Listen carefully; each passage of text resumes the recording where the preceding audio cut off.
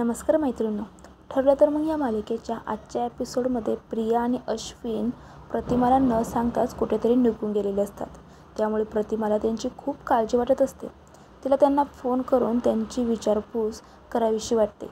पण रविराज तिला तसं करून देत नाही. तो म्हणतो, ते तुला सांगून गेले नाही आहे ना, मग तू कशाला त्यांना फोन करते? अजिबात फोन वगैरे करायचे नाही. आता सुभेदारांच्या घरातसुद्धा प्रिया आणि अश्विन परत आल्यामुळे थोडं वातावरण बिघडलेलं असतं.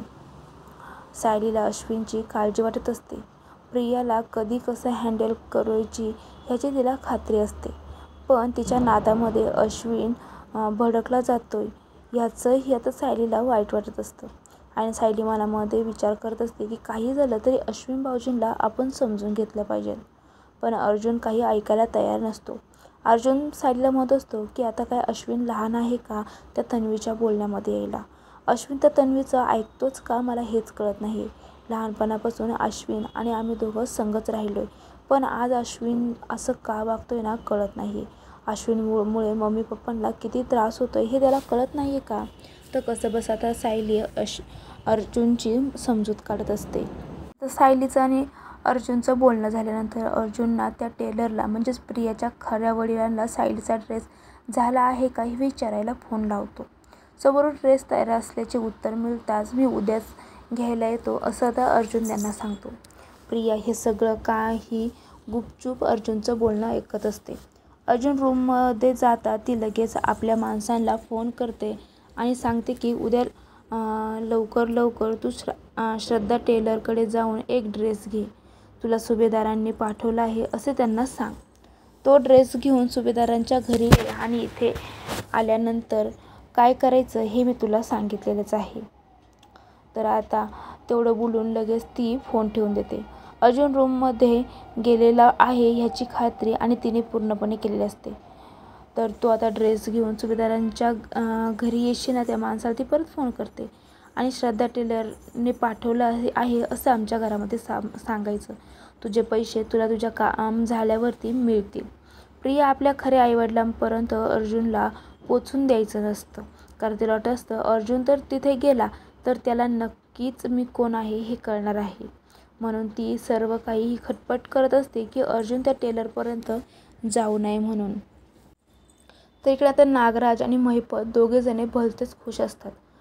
प्रियाला आपण काय ताब्यात ठेवलं आहे ह्याचा आनंद त्यांना होत असतो.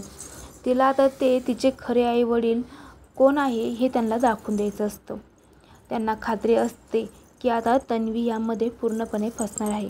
आपण तिच्या खऱ्या आईवडिलांचा शोध घेतला आहे हे मोठं काम केलं आहे असं त्यांना वाटत असतं आणि म्हणून ते दोघंजणं मोठी पार्टी करत असतात. दुसरीकडे प्रतिभा सायलीला फोन करून सांगते की कालपासून अश्विन आणि प्रिया त्यांच्या खोली नाही आहे. ते कुठे गेले मला सांगून पण गेलेलं नाही आहे आणि तुला काही त्यांच्याबद्दल माहिती आहे का? प्रतिमा सायलीशी बोलत असताना रविराज त्यांचं जे बोलणं आहे ना ते पाठीमागं उभं राहून ऐकत असतात. प्रतिभाला फार काळजी वाटत असते आणि ती काळजीत बोलत असते. तेव्हा सायली तिला सांगते की तुम्ही काळजी अजिबात करू नका. ते दोघेही येथे आलेले आहे. प्रतिमा तेव्हा जोरात सुभेदारांच्या घरी ते दोघे आहेत हे ऐकून रविराजला सुद्धा खूप मोठा धक्का बसतो. तो ताबडतोब सुभेदारांच्या घरी जाण्यासाठी निघतो. पण प्रतिमा म्हणते थांबा एक मिनिटं. तर इकडे दुसऱ्या दिवशी अर्जुन सायलीसाठी सरप्राईज आहे असं सांगून तो ड्रेस आणायला येतो. तितक्या प्रियाचा माणूस तो ड्रेस घेऊन दारात येतो. तो खोटं सांगतो की लोखंडे टेलरने हा ड्रेस ह्या घरी पाठवलेला आहे म्हणून. प्रियासुद्धा तिथेच उभी असते. आपला माणूस वेळेत आला हे तिला कळते तेव्हा तिचा कुठेतरी जीवात जीव येतो.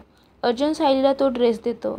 सायली तेव्हा तो ड्रेस घालून खाली येते तेव्हा प्रतिमा आणि रविराजसुद्धा तेथे येतात.